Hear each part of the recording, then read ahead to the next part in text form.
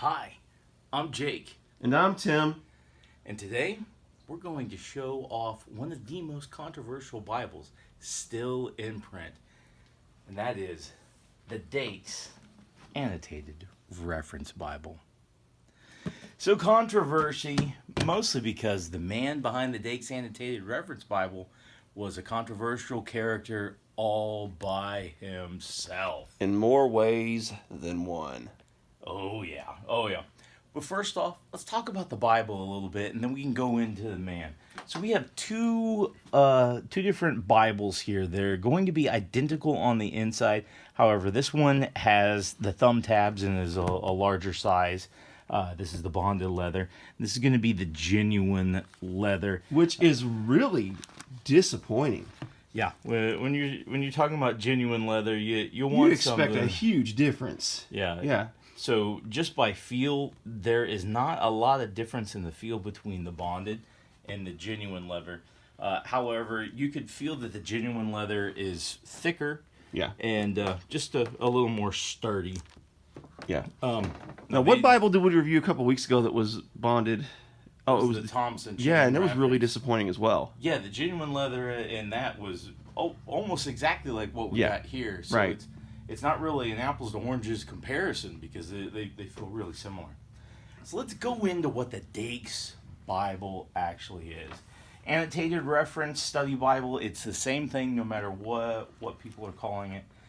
But it is a kind of a traditional study Bible. The format that you have in here, double column Bible with the side column reference. Right, And which is a little bit different because most of them have them at the bottom. Right. But this is going to look similar to Bibles that are like the Thompson Chain Reference System. It's very, very detailed. So when a guy sets out to do something like this, like these are all notes that pretty much one man came up with. There's going to be a lot of opinion in here and a lot of more or less commentary. So if you are familiar with the way study Bibles are, you're going to have a dude or several guys that compile it. Sometimes they're going to be from different denominations and have different opinions on things. And so depending on where you sit, you can take, the meat and leave the bones when it comes to study Bibles. It's just the way it is. And this one is set up, you got the red letters for when Jesus on earth actually spoke. Yeah, people get excited about that. But all in all, when it comes to referencing, this is not one of my favorite study type Bibles because a lot of times you'll be reading along and then the references and the study tools will be on a different page. And so that makes it a little bit difficult because the words are pretty small on here. Oh my goodness, that's like... Oh, yeah. What is that, like 6 point? I mean, that's tiny. I don't know. Look how little that... You definitely want to read it in a well-lit room and, you said lit. Yeah, with your glasses on. Now, one thing I do like about this, the thumb tabs on this Bible compared to no thumb tabs on this one, it's easier to tell exactly where the concordance is and where your maps are, and then your study helps because, this right here. What is this? New Testament questions. Yeah, this is actually one of my favorite parts because they're quick questions that people will ask, and then, the answers that go along with Dake was no dummy. No, he did a lot of research. There's an ant crawling on that. No ants on the Bible, but there's a lot of helps. That's his Bible, by the way. Not mine. Yeah. This one is mine. Friend gave it to me. A very good friend. Wonder who that could have been. Yeah.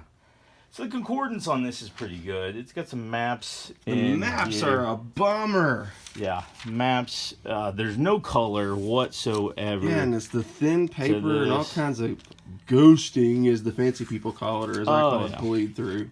So we'll go through these here in a second. All right, let's talk about what some of these things are. You want to take it away from here? Sure. You want to hold this thing? Yeah, I can So hold I'm not it. Struggling. All right, so Finis Dake was a very interesting man. I think this was around 1938 when this thing was compiled. And Dake was what people call a dispensationalist. Now, there's two different schools of theology when it comes to Israel's involvement in history of eschatology or end times. And that is dispensational and covenant theology. Covenant theology can also be called replacement theology. So replacement theology basically says that the church has replaced Israel in God's plan. That Israel has no future in the plan of God, that it has all been replaced with the church. Which is really interesting school of thought, because when you think about it, if Israel took all the punishment, which God promised if they disobeyed, and we get all the blessing as the church, that's a pretty raw deal for Israel.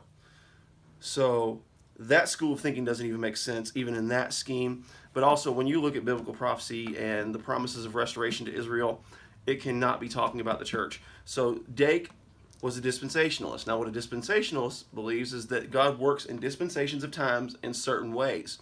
And right now, he is choosing to work through the church. This is the dispensation of grace. You could go through each dispensation. There are dispensational charts in here. And if you will check these out, it kind of shows you each kind of grouping of time. There's the fall of Satan. Now, you will also notice that Dake has an extra dispensation in there, which is one of the things that makes him super controversial, is he believes there was a pre-Adamite race. In other words, before creation, it says, in the beginning, God created the heavens and the earth was without form and void, and darkness covered the face of the deep, and the Spirit of God hovered over the waters. So Dake is saying the waters are there because there was this flood before the flood with Noah, and God wiped out this whole human race. And some people even believe that's where demons come from, which is really weird. And there's also Genesis chapter 6, where some people believe demons come from, which is another subject for another day. But there's another dispensational charts through. That's definitely upside down. Yep. You can just kind of do a quick scan, and it just talks about the underworld, and there's basically what's going on in the world, what's going on in the underworld, all the way until the end times. And so these charts are actually pretty cool. They're very interesting. They're interesting. Now, you can't see it too well on this camera. It's awful. Yeah, you can't see it too well on the camera. These are very, very tiny words right through here that are difficult to read, and I'm inches from it. Right, yeah, this is awful. This is almost useless. You can't even see it. Kind of messy. Yep. But anyhow, the real controversy of Dake is the fact that his dispensation includes an extra one in that pre-Adamite race, and he creates this whole other set of humans, and it's just kind of a mess. Also, Dake's personal life was a little mess, involving taking a teenager across the state line. Things get really weird, so it makes him even more controversial.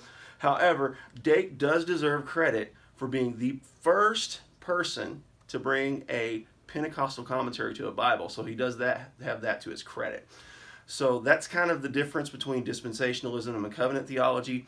It's not as weird as people make it sound, but there are some weird dispensationalists out there, and Dake was definitely no exception. So that's pretty much the man. All right, so in a nutshell, what we have is a pretty cool Bible. The larger one like I have here compared to the smaller version, I don't even know if they're selling the genuine leather anymore. Oh, another thing about Dake was his controversy with the mark of Cain, because he said that was dark skin. So basically, if you don't have white skin, then you have the mark of Cain on you. He also had some controversy with the rape of Tamar. They were saying that was interracial sex was the sin.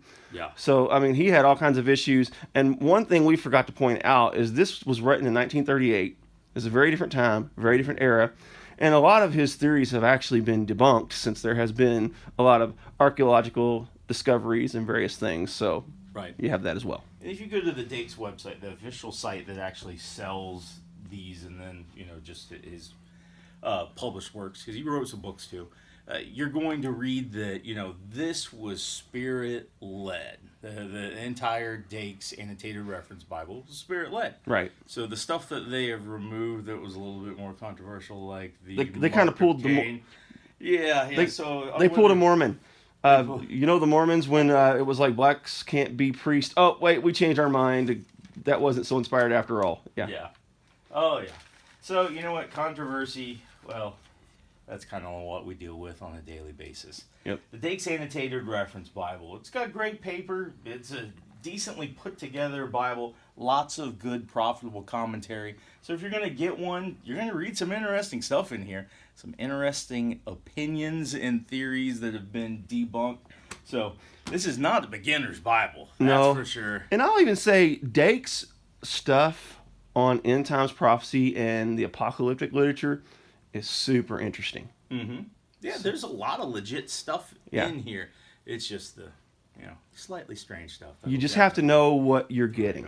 You got to know what you're getting, which is why it's not a beginner's Bible. This isn't as weird as the Sefer Bible.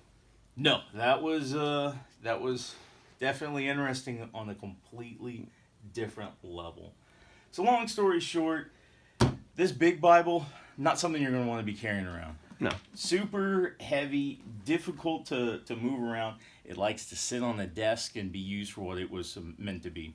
Deep study. Right. The smaller Bible, again, this is still pretty heavy, but much easier to carry around. It seems a tad thicker, too, I think.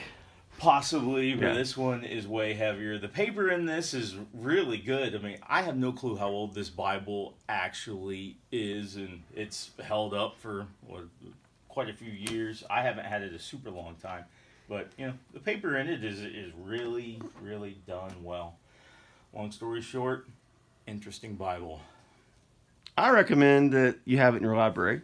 Hey, you know what? At least it's something interesting so that you can look at. Because one thing that I love to do with study Bibles is look at what people are believing from different angles. And studying what, different denominations believe, different theologians believe. One thing, I try to keep an open mind when I'm reading things, but I read the Bible from cover to cover. When I study the Bible, I study it from cover to cover. So that means that I have a pretty good knowledge of what I'm reading and what I'm going after.